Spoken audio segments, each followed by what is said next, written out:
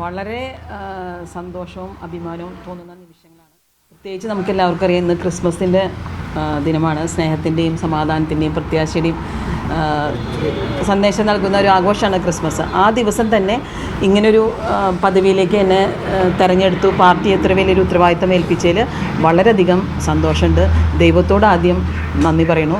മാത്രമല്ല ജില്ലാ കോൺഗ്രസ് ലീഡർഷിപ്പിനോട്, അതുപോലെ തന്നെ സംസ്ഥാന കോൺഗ്രസ് ലീഡർഷിപ്പിനോട്, AICC ലീഡർഷിപ്പിനോട്, എല്ലാ നേതാക്കന്മാരോടും, പ്രത്യേകിച്ച് AICC general secretary KC Venugopal, AICC general secretary Deepadas Munshi madam, AICC secretary PV Mohan sir, അതുപോലെ തന്നെ KPCC ലെവലിലേക്ക് വരികയാണെങ്കിൽ KPCC president Sunny Joseph sir, പ്രതിപക്ഷ നേതാവ് ബഹുമാനപ്പെട്ട VD സതീശൻ സാറ്, മുൻ പ്രതിപക്ഷ നേതാവ് രമേശ് ചെന്നിത്തല സാറ്, അതുപോലെ തന്നെ UDFൻ്റെ നേതാവ് അടൂർ പ്രകാശ് സാറ്, KPCC നേതൃത്വത്തിലെ എല്ലാ നേതാക്കന്മാരോടും, അതുപോലെ തന്നെ ജില്ലാ ലീഡർഷിപ്പിലെ കോൺഗ്രസിലെ എല്ലാ നേതാക്കന്മാരോടും ഹൃദയത്തിൻ്റെ ഭാഷയിൽ നന്ദി പറഞ്ഞോളുന്നു. അടുത്ത 5 വർഷം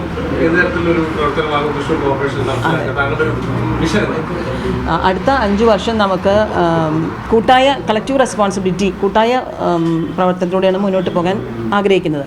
അതായത് പാർലമെൻ്ററി പാർട്ടി യോഗം കൂടി കാര്യങ്ങൾ തീരുമാനിച്ച് തൃശ്ശൂർ ജില്ലാ ലീഡർഷിപ്പുമായി ആലോചിച്ച്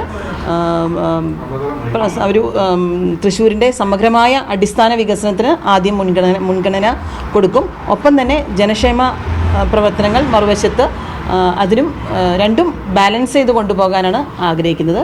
അതും എല്ലാ കൗൺസിലേഴ്സിൻ്റെയും കൂടിയുള്ള കൗൺസിലേഴ്സിൻ്റെ അഭിപ്രായങ്ങൾ കേട്ട് അവരോടുകൂടി ആലോചിച്ച് ലീഡർഷിപ്പ് DCC ലീഡർഷിപ്പുമായി ആലോചിച്ചിട്ടാണ് മുന്നോട്ട് പോകാനുള്ള ആഗ്രഹം. ഈ ഡോക്ടറുടെ പേരിനൊപ്പം തന്നെ മറ്റ് 2 പേരുടെ പേര് കൂടെ സജീവമായി പരിഗണനയിലുണ്ടായിരുന്നു. അവർക്ക് അതൃപ്തി ഇല്ലാതെ തന്നെയാണ് പേര് പ്രഖ്യാപിച്ചതെന്ന് കരുതുന്നുണ്ടോ? എന്തെങ്കിലും പ്രശ്നങ്ങൾ? അത് ലീഡർഷിപ്പാണ് ഈ കാര്യങ്ങളൊക്കെ ചെയ്യേണ്ടത്. അപ്പോൾ ലീഡർഷിപ്പിൻ്റെ മുന്നിലേക്ക് 3 പേരുകൾ വന്നു. അതിൽ നിന്ന് അവർ എന്നെ സെലക്ട് ചെയ്തു. അതിൻ്റെ മാനദണ്ഡങ്ങളും അതിൻ്റെ കാര്യങ്ങളും അവരോടാണ് ചോദിക്കേണ്ടത്. തീർച്ചയായിട്ടും 2 പേരും അർഹതയുള്ളവർ തന്നെയാണ്. ഒരു പ്രശ്നങ്ങളില്ലാതെ ഭരണം കൊണ്ടുപോകാനാകുമെന്ന് കരുതുന്നുണ്ട്. കോൺഗ്രസ് ആണ് എപ്പോഴും